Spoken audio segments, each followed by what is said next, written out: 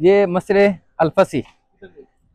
ये यहाँ पे हुज़ूर पाक सल्लल्लाहु अलैहि वसल्लम ने ना असर और मगरिब की नमाज पढ़ाई थी यहाँ पे अपने सहाबा किराम के साथ, ये जंग ओद के दौरान।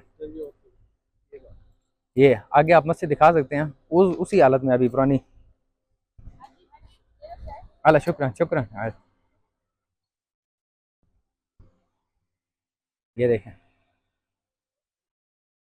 ये सेम टू सेम वही, ऐसे ही ईरान उसी हालत में। देखें, रेवोनेशन की है उन्होंने। लास्ट टाइम ये भी बन रही, बिल्कुल लास्ट टाइम उसमें वो जितने भी सारे बैरिकेड्स वगैरह वो लगे हुए थे। और अभी माशाल्लाह।